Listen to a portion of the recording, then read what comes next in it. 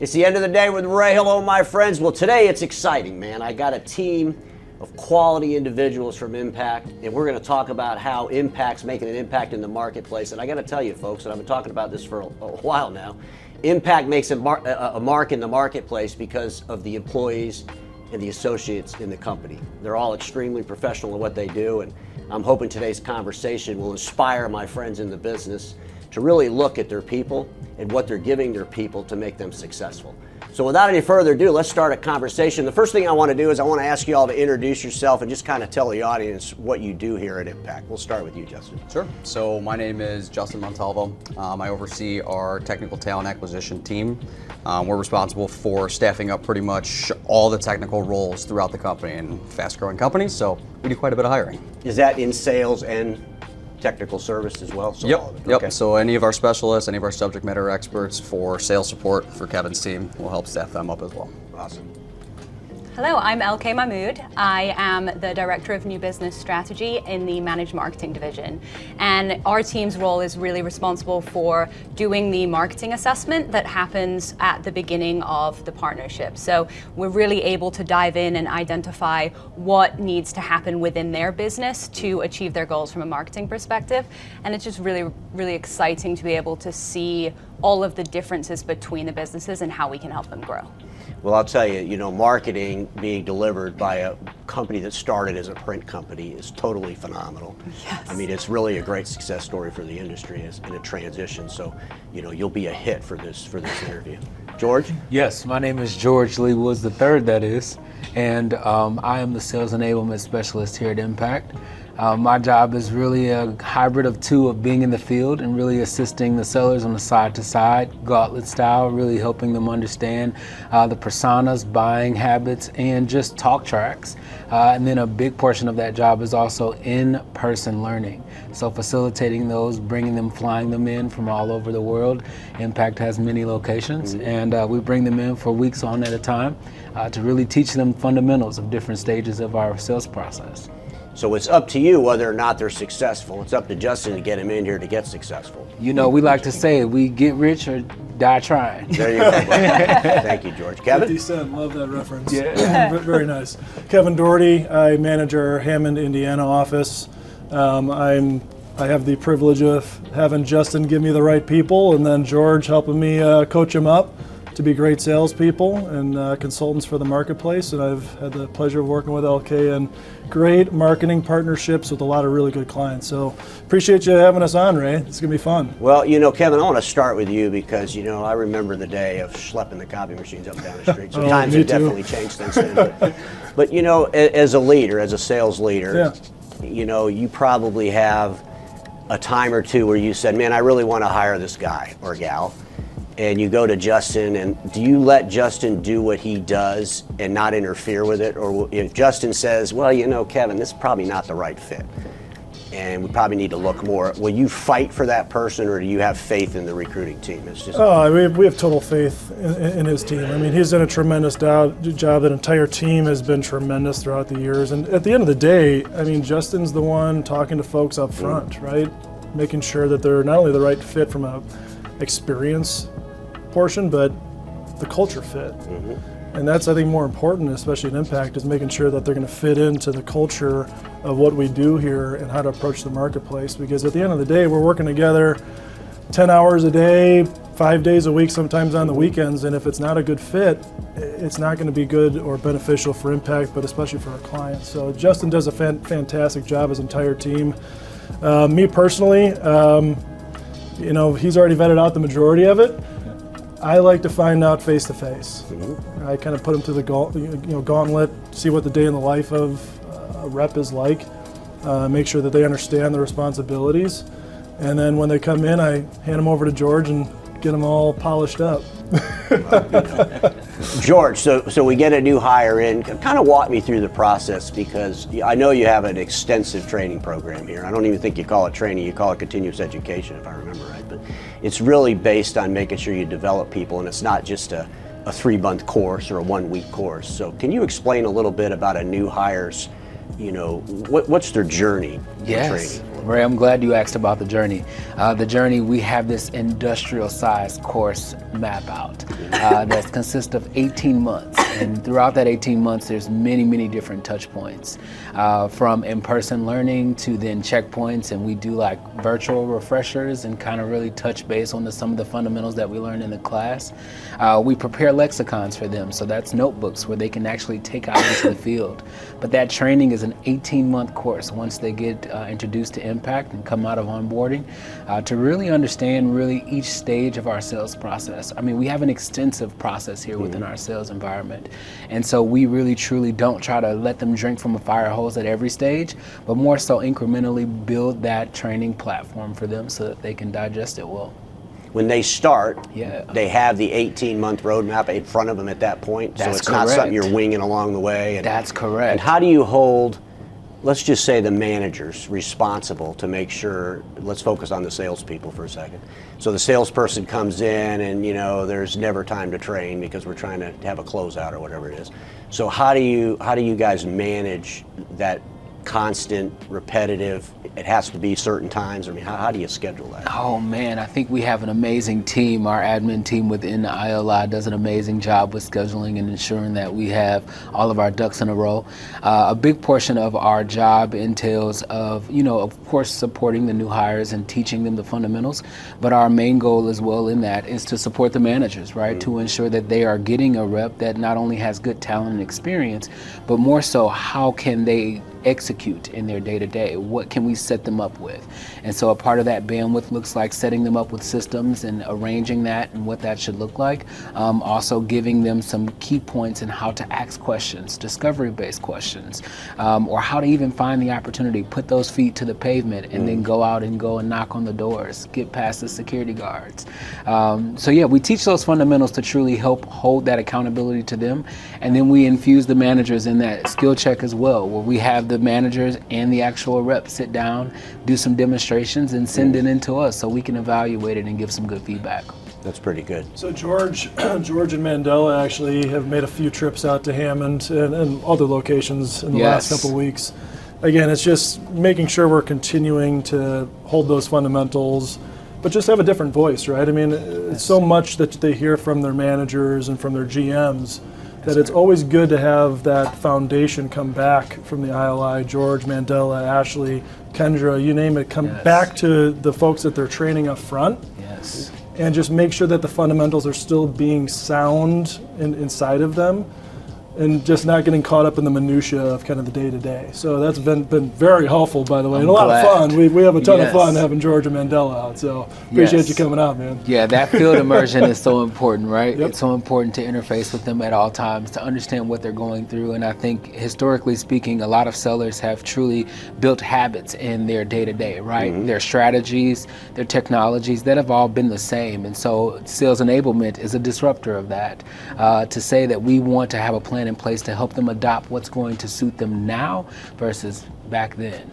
We're dealing with some robust solutions and savvy business owners. So keeping them equipped is important to us. Well, you bring that up, and I'm going to throw this over to LK. But what do you think is the differentiator from a marketing perspective when Impact goes out into the marketplace? That is a great question. I think truly, I would say start with the assessment process that we do. This is something that a lot of other businesses don't do. They come in and they say, this is what we think based on very little information. And what we do in our assessments is we truly understand what's happening in their market, what's happening in the business, and then we're able to use all of that information along with true consumer data about how we're going to help achieve their business goals through marketing. And that's done on the onset. So that's obviously a paid assessment that they do before we start that long-term partnership. And it allows the business owner to really see how marketing can change their business and really help them achieve their growth goals. But then also make sure that the team that then's going to execute on that strategy is set up for success and can hit the ground running as soon as that partnership starts. So I would say that initial assessment, and then also something that is pretty common in most areas of business is testing and learning. Making sure that we're constantly looking at what's happening in the market, looking at that data, and then using that to shift what we're doing on a regular basis. I think a lot of other businesses are more inclined to just say, this is what you purchased, we made it for you, there we go, kind of hands off. We don't take that approach. We want to make sure that we are constantly working towards where your business needs to go. The market's going to change, and we're going to be able to use all of the services that we provide to see how that market is changing and see how we need to make those shifts. Well, you know, one of the things I always say about Impact, they're really good when they eat their own dog food before they go into the marketplace on all their deliverables, which is awesome. And when you have an organization with 800 plus employees, you know, you have to market your own organization so you can see what's working and what's not working regarding social media or any of the platforms that you all use. And I did talk with Cecilia yesterday, so it was kind of interesting to see how they're using video and all that stuff into the marketplace. Absolutely, yeah. You know, Justin, you're out there, you're trying to get people to come and work at Impact, and you know, since you work for Impact to do that, you're not trying to put them anywhere else. But you know, tell us a little bit about your tenure in the recruiting space. I mean, is this the first place you came to be a recruiter, or did you come out of the recruiting industry? I did not. So I was a baseball coach actually prior to starting with Impact. A little bit of recruiting there because I worked for my university, so recruiting high school players, but a little different, right? Jumping into the corporate field and jumping into the technology space specifically was complex. It was difficult to learn at first, but coming in, this place really sells itself, right? The ability to really evolve as an organization and surround people with obviously very great talent, right? I think that's what makes my job so easy, is the fact that when we bring people in, I'm ultimately setting them up for success. If I was setting them up for failure, that'd be a very difficult job. Well, I think even when you bring the people into an environment like this, when they understand there's an 18-month process to train, when they look at the caliber of the team, and I mean, you're probably weeding out a lot of people that probably shouldn't be here anyway, because they're probably going to realize they can't cut it, if you will. Kind of interesting, you know, recruiting for sports, because it's the same thing. You're not looking for a bunch of B players. Right. You're looking for A players. You know, you can keep the B players, try to get them to be an A player, but if you're a D player, you're not even getting in the door, and that's probably a good thing. And that goes back to the recruiting. I mean, reputation really is what it boils down to. If you're talking about A players and B players, right? As a recruiter, as a scout, so to speak, you don't want to fill up your pipeline with a bunch of B players, right? So when Kevin says that he has total faith in me and my team, right, it's because we're putting people that he wants to talk to in front of him. We're putting all of those A players in front of him that he's going to hire and that George and his team are ultimately going to develop. Well, let's talk about that. So where do you find them? You know, we're 2022. Like the world's ending, you know, in 2023. I mean, that's why I'm doing the video today, because we will not even be around in 2023. But, you know, where do you find people? Yeah, it's a good question, because a lot of our hiring and a lot of the talent that's coming in the doors is the passive candidate market. People that aren't necessarily looking, that don't even realize that they want a new job until they hear from us. And then it's ultimately on us to sell them on the opportunity. And again, with everything that we've heard just today and everything that you see around you, it's an opportunity that really sells itself. And obviously the tenure that comes with being on the recruiting team and knowing all the intricacies and the ins and outs of Impact, it makes that selling job that much easier. And you're recruiting from all over the country, obviously. And when you find a recruit in California, for instance, do you bring them to the Lake Forest facility? It depends. It depends on the candidate. It depends on the role that it is they're going to be filling. For most positions, I would say it's generally seeing just the local, the regional branch that they're going to be working out of. Well, it's interesting you said that you're not in the market to find people that are all unemployed looking for a job. And it's we'll take those too. Well, yeah, 100% want those. When you think about how you're going into the marketplace with your managed marketing, managed IT, managed cybersecurity, I mean, even managed print for that matter, you're really going into customers to set up a value add, and you're not necessarily running out chasing bids. So those people that you're talking to never knew they were going to hire Impact as a marketing company, probably, when you first went out there. So I think that's important, because you are moving upstream in your client base. When you move upstream in your client base, you have to have the right people to be able to deliver an upstream product, that's for sure. No doubt. So that's kind of interesting. You know, LK, you know, this managed marketing thing obviously is the talk of the town. I mean, you know, Impact's done a fantastic job with that. I've been to the facility downtown. I talked with Anthony, I don't know, about 6-7 months ago. And, you know, what is that like, you know, when you go into the marketplace? You know, the reps got to be excited to be able to talk about that. But what level do they talk about it to get the excitement. It's kind of like IT. I mean, if they don't understand the skill set behind the scenes, and they don't understand marketing as a business, how do they go in and get that lead, if you will? Walk us through that a little bit. That's a great question, and George, you can even speak to this too, because I know that you're heavily involved with educating the sales department on managed marketing. But it is a mix of the ILI team really being able to give them the fundamentals of how to prospect for managed marketing, which is very different. And it really kind of comes down to being able to identify what that business goal is that they're trying to achieve, because that's the language they speak. I think a lot of the challenges that we've faced working with small to mid-sized businesses in marketing is that maybe they've just seen marketing as a nice to have, something that's like, this would be just a great thing to have on the side, and not really thinking about it as a driver for growth.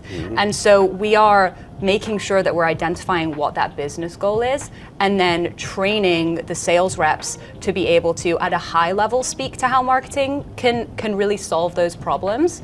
But then that's where we bring the business development specialist that's very fluent in marketing.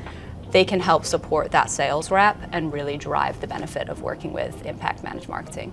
I mean, to me, I'm thinking if you're out there recruiting for salespeople and you're talking about a technology company, and then you throw in this mix of we also have a marketing deliverable. Yes, yeah. This just seems to be pretty awesome. When you're talking to recruits, what part of the business do they get most excited about? Definitely the managed services side. I mean, IT, managed cybersecurity, and managed marketing for sure. So nobody's like jumping up and saying, man, I want to sell managed print services. I'm looking to oversell and overspec an A3 copy machine. Can you get me in the marketplace to do that? No, not so much. Well, it is an issue. And I've been telling you all this for a long time, but you can't call yourself a technology company. A services provider at an upstream account is what you're looking for, that persona, that right buyer that'll pay you these $10,000 minimums a month, or pay you $60,000, $70,000, $80,000 for an assessment. I think yesterday you guys got an assessment for $67,000. So, I mean, it just, that takes a certain person to be able to do that.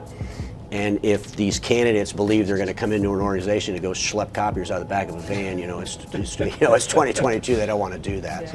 And so, and you've overcome that persona of a copier business or a print-centric business. You're way past that at this point, obviously. But a lot of our friends aren't, and they struggle with that. And I think it starts with how are they recruiting, who are they going after to talk to, what deliverables do they have to bring into the marketplace. And just to clarify, all the assessments for marketing are fee-based, right? Yes. Yeah, so yes, you're not doing anything for nothing. All of the IT services assessments are fee-based, right? All of them, right? Yep. Yes. So I'd love to hear that.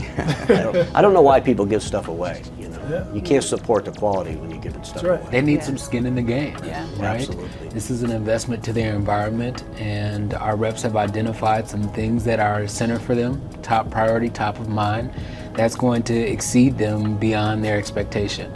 And so we take that assessment very high value to say, hey, as we assess this environment, not only tell you what's wrong, but then a strategy as to how we can overcome this challenge identified, or the strategy to meet the goal identified. We want them to have some skin in the game too, right? Well, it all sounds great. I want to come to work at Impact. What a fantastic company, 800 employees, killing it. They want to be, $500 million company is a great aspiration. But it's not all fun and games to a degree. You have to be held accountable. It's one of the things that I like about Impact. But Kevin, from your perspective, is it easier to hold the newer generation or the younger generation accountable today than it was maybe back in my day? Short answer, yes. No, I think it just depends, right? I think it's on the person. Right? I mean, in terms of a generation, to put that as a high-level 30,000-foot view, the answer is yes. But I think accountability is something that takes all of us. It's not just one person, or it's not just the rep on their own. We have metrics, we have things that we're all looking to accomplish. We all know what the goals are for the company. So setting those standards up front, we all know what we're getting into, and it's easy to hold people accountable to that sort of thing when you know what those goals are, right? There's a vision there, there's support. So yeah, it is a little harder. It's kind of funny. Sometimes coming to a tech company and a generation that grows up in technology, sometimes they're not so tech savvy, which is kind of mind-blowing to me. But from an accountability standpoint, it's a personal thing. I mean, you hear the phrases all the time, you're not going to be motivated every day. You got to find that motivation in yourself. But what's great about Impact is that you have the resources, you have the people around you that can help not only just keep you accountable, but that are going to be there to help you, right? To help not only your growth, but to be successful here. And you don't find that in many places. Are you true to employee assessments, if you will, one-on-ones, or how often do you do that? Oh, every week. Okay. Every single week. It's just important to get a good pulse check, make sure we're on the same page, and if we need to fix something, let's fix it. Right? Because if you go too far, and you don't talk about something, it's either they're too far gone, or they're just not in it to win it anymore. So it's always good to just have a one-on-one conversation and make sure you're on the same page. That's great. I was talking to Frank Kuko and Frank DeGeorge yesterday, and we pulled a number out, and the number was, I asked them how much do they spend per salesperson for software and technology, and it's around $500 per salesperson. Costs the company about $1.2 million a year, so it's a big investment. So a lot of organizations, hey, we got the new CRM, but then nobody does anything with it. Right. Or, hey, we have this new tool that helps us manage these analytics, but then again, nobody does anything with it. So how do you manage that activity to make sure you're getting the most for, I guess, Frank Kuko's $1.1 million or $1.2 million he spent a year? So I'll make him watch today's episode. Right, yeah, no, that's actually a great question. We've been doing a lot specifically around this.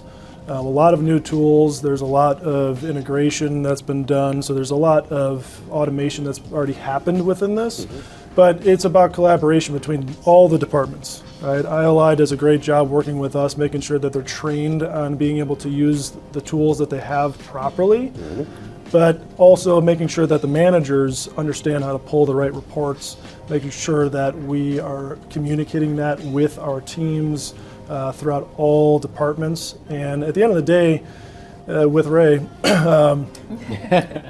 we have those milestones, right? We have those things that are must-haves. They're non-negotiables in terms of activities.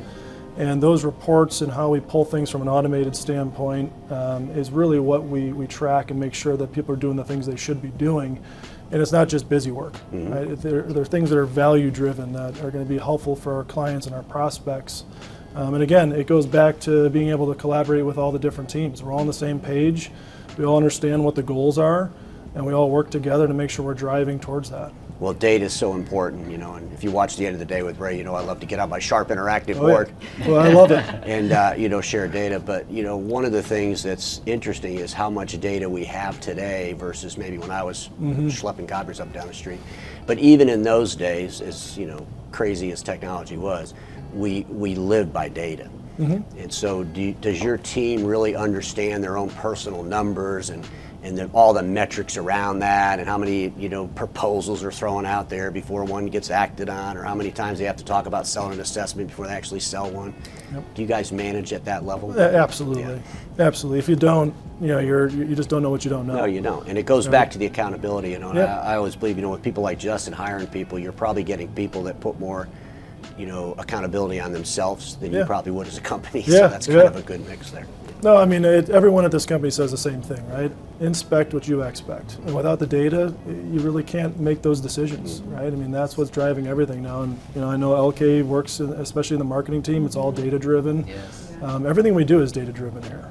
So let's talk about that so the marketing side, Yes. when the reps, and maybe Cecilia would better to answer this, but if the reps are out there doing their social media, they're going to throw some videos out there and everything, do they look at all those analytics to say, hey, you know what, when you did this or presented it this way in the market, you got a lot more response than doing it this way? How do you deal with that? Absolutely. And yes, Cecilia would be, but in regards to what experience we've had with understanding that is, yes, absolutely. I know that there's a lot of softwares out there that allows us to track to see how clients have engaged with some of the documentation that we've sent out. Rather than just sending an email, a PDF over email, we put it through a Panda doc that helps us see when did they review it, how many times have they opened it. Same with video as well. So that's a really good way for us to track how the client has actually engaged with our content, and that can be used from a sales perspective as well. Well, you all do a fantastic job with it. You know, I make fun of some people on the other day with Ray with their content. You probably see some, or the Captain Obviouses that are out there. But I think when you look at the content that Impact puts out there, it's definitely way above the norm that you see out there.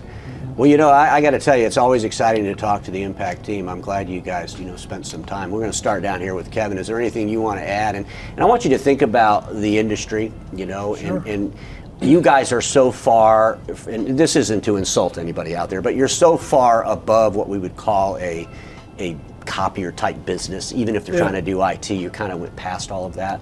But what could some of these dealer owners and some of these bigger organizations, I mean, we have some dealer owners out there that are running companies that are $300, $400, $250 million that are still not transitioned.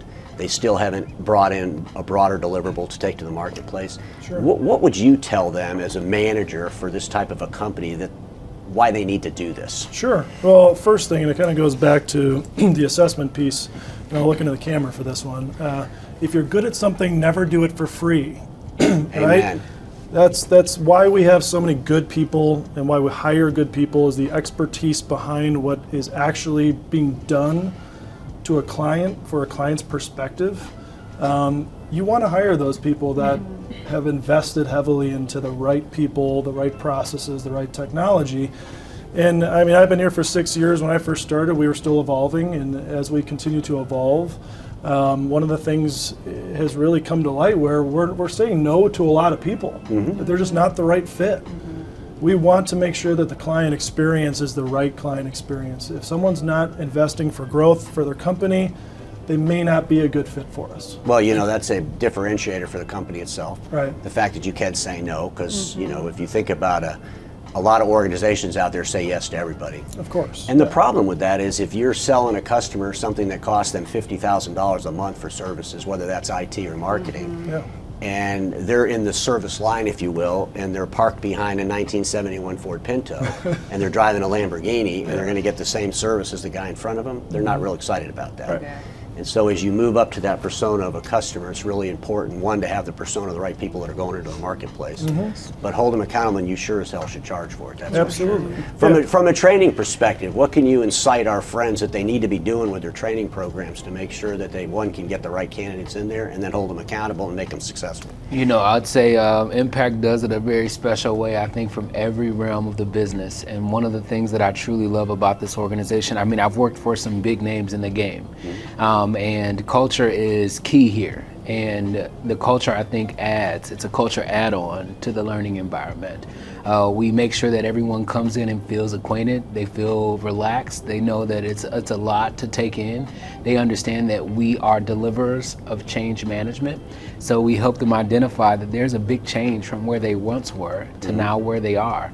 And I think that comes with a very empathetic feeling that we give that solidifies their security within us in our program. I would say to any other organization that is bringing in talent and spending dollars on those people, because they do cost, right? I would say to ensure that the program is going to be something received, in that it can be drilled down and simplified to a way where it can give someone confidence in executing the job. Impact has gone through many, many different meetings and collaborations to increase our level of knowledge to our sellers. So we have this new program that's getting launched in 2023 of managed certifications, where it not only helps them feel more confident, but be able to speak to capabilities within our solution offerings. So we want to have them in the field and really showing up every single day in every encounter. Just for a real quick reference, you might not know the number, but if you have, I think you're sitting at about 800, 900 employees, but how many people are in the training area? That's all they do.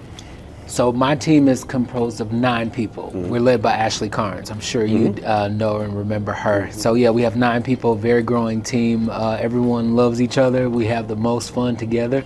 But I think we do the most experience building when we're in the field. Okay, that's awesome.